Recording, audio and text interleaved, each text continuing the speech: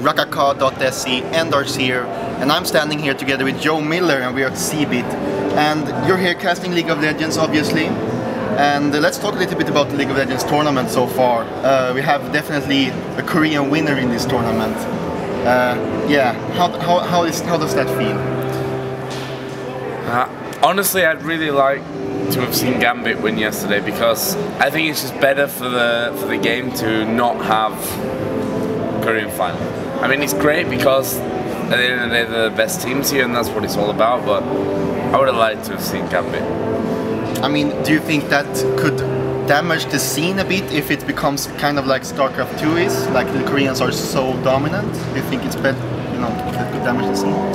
Damage, I think, is the wrong word.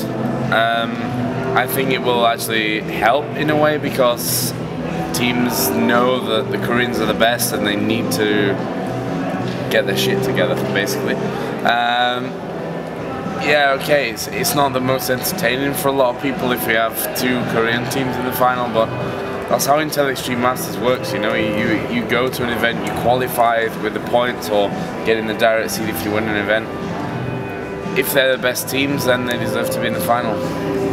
A lot of League of Legends players we have been talking to throughout this event have said that, you know, teams that's not in the LCS have been doing pretty well here in this tournament. And I mean, we have tried to like talk about what the reason behind that is. Do you have a thought about that? Why teams like IEM and Nexus did quite okay in this tournament? I think it's really easy, actually. I mean, the fact is, last weekend was the Super Week for LCS. They played, I think each team played 5 games over the weekend.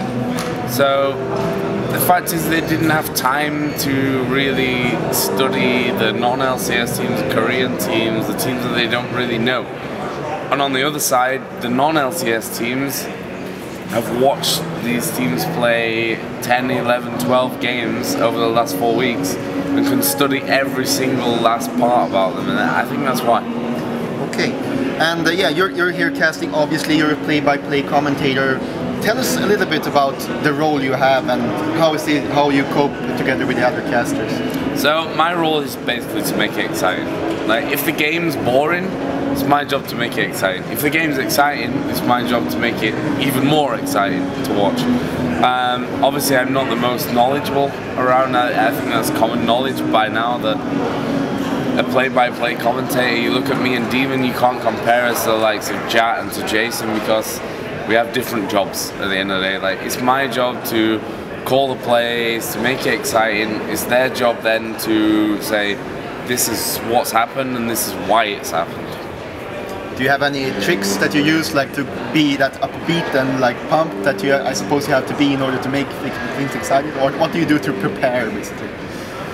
Actually, nothing. Like, it comes naturally to me. I get excited. I actually feel excitement myself when I'm watching a game, and that's the one thing that you really need, is to be. If you're gonna make it exciting, you have to be excited. Otherwise, you just sound like an asshole.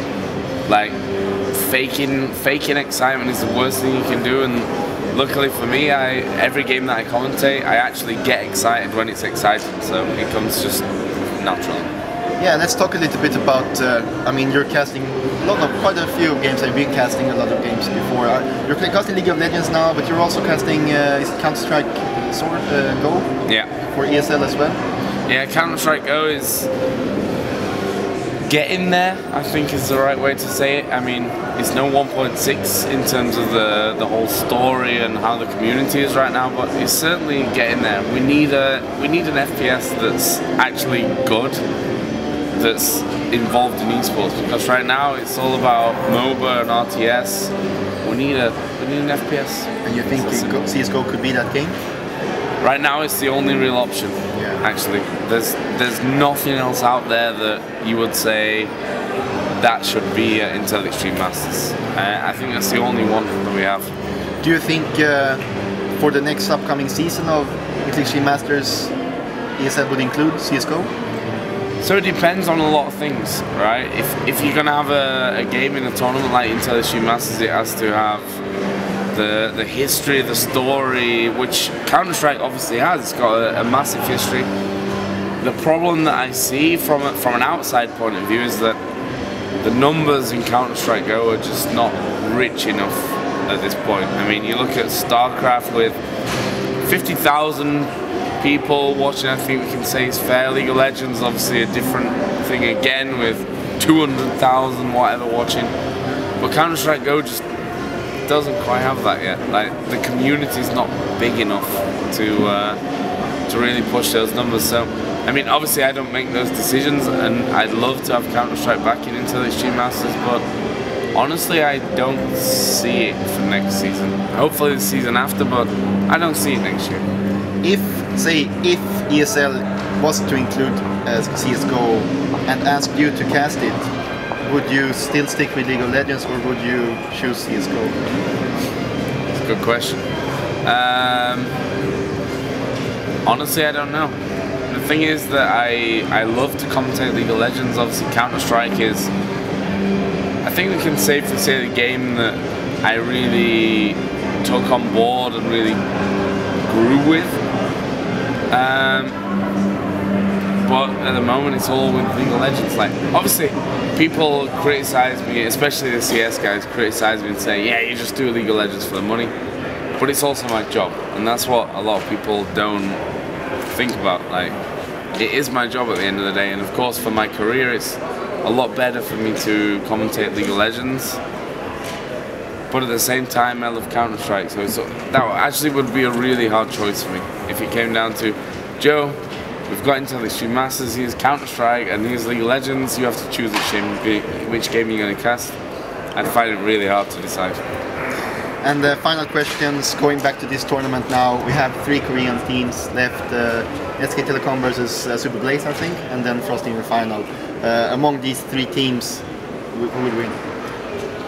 I think I'm going to have to root for SK Telecom, just because they're not CJ Enters. I think a Blaze Frost final will actually be not boring, but kind of predictable. And the thing is, they play their sister, brother teams, whatever you want to call them. They play 5-6 times a day against each other. So it might not be the most interesting final. It could also be the most epic final we've ever had, on the other hand, because they know each other so well. But I'm going to have to say SK Telecom, because I really want to see them come out and stop that whole CJ Enters domination thing going on. Okay, well, good luck in the future, and thank you for talking with us. Thanks.